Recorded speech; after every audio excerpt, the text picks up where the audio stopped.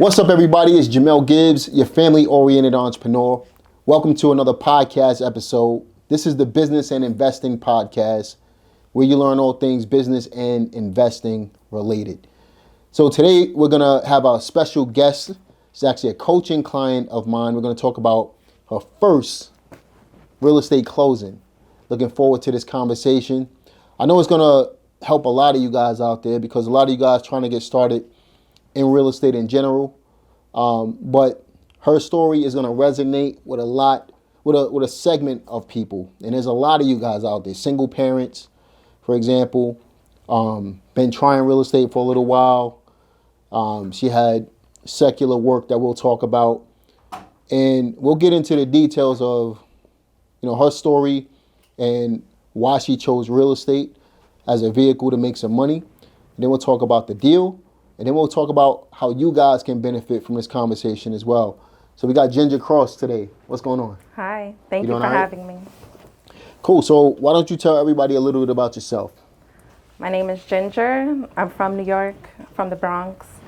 I lived in Florida for a good segment of my life, maybe 10 years. Mm-hmm. And then I decided I wanted to raise my son somewhere nice, and North Carolina was the choice for me. But I was like, how am I going to make money down here? Mm-hmm.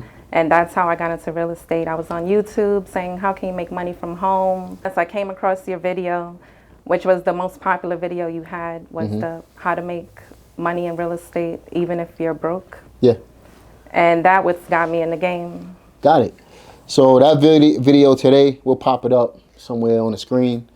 It's got over about 2.5 million views. Wow. By now. I get a lot of people just like you who contact me on that video, and they just ready to get started after watching that. So that video did something to the people. Mm-hmm. So I definitely appreciate the love from that. It's not like you've been in North Carolina for a long time.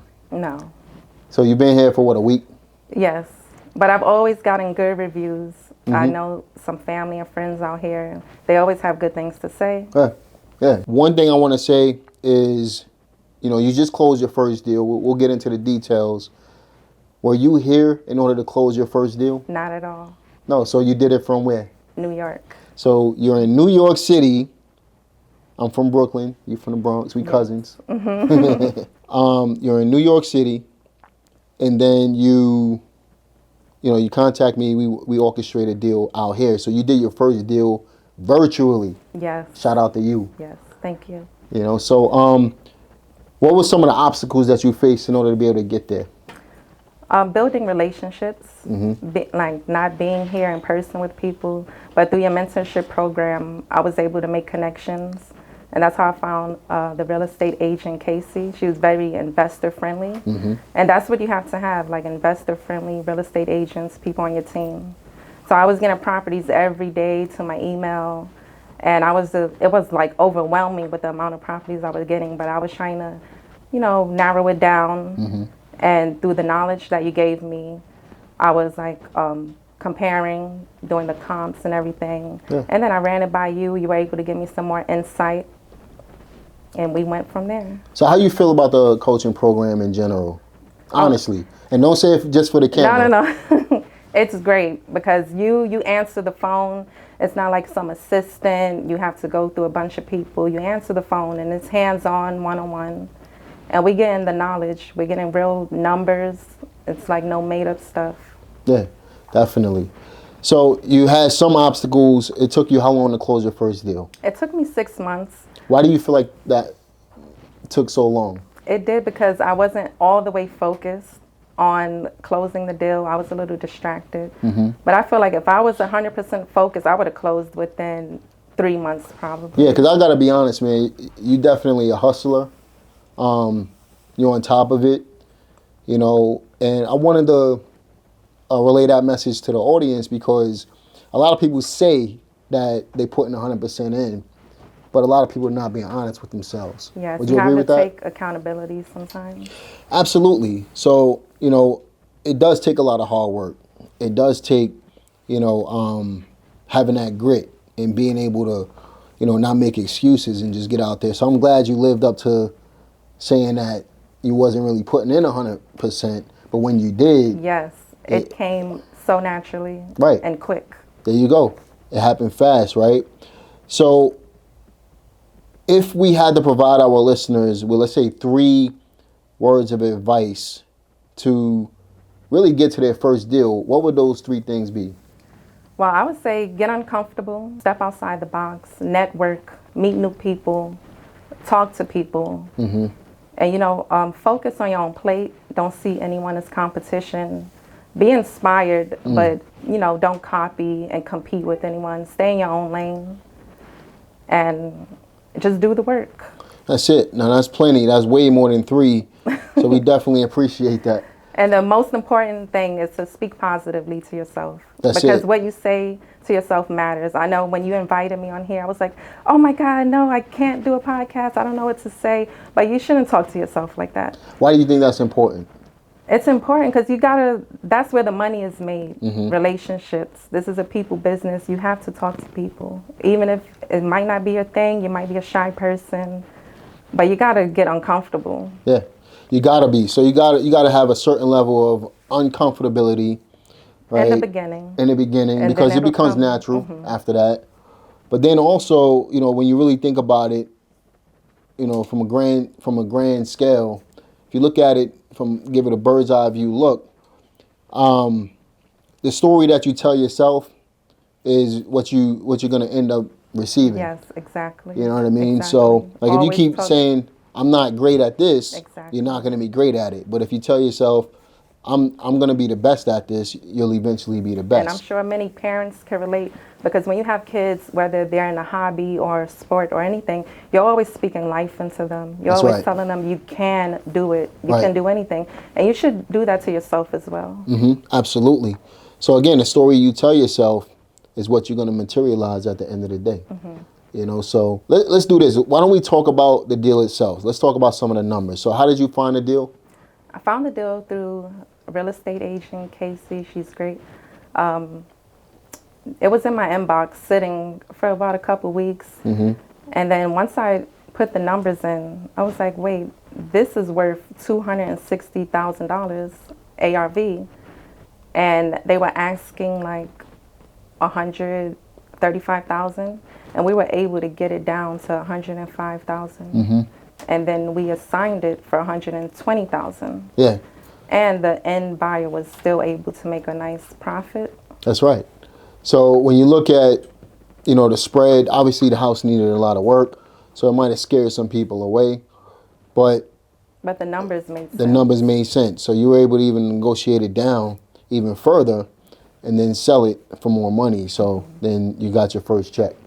And the great thing was who I sold it to was another mentee of yours. Yeah. So we kept it in the community. You kept it right in the family. So how does it feel closing your first deal? So exciting. It's like everything is real now. Everything is coming together. When you close your first deal, reality hits you. Yeah. It's almost like I tell people, man, I heard it one time. It's called the shut up check, right? you could shut everybody up Yes. who didn't believe. You make yourself a believer when you got that check, and it becomes real to you. It becomes real to them, and it makes you work harder. It makes you continue to push. It wasn't easy. Now, was it easy getting that first check? No. No, right? But what did it take for you to be able to get it? Just hard work, focus. I mean, everyone has problems. And being a single mom, I always have my son in the background. Yeah. He's 2 years old. So, I had to juggle that as well. Absolutely. So you have to make time to focus on your work. So you moved to North Carolina, create a better life for your son. That check is going to help you catapult your real estate business to the next level. That's right. You're in a great situation to really grow your business. Now you right here. We're amongst friends, and I'm gonna continue to help you win. That's what it's all about. Yes. Right.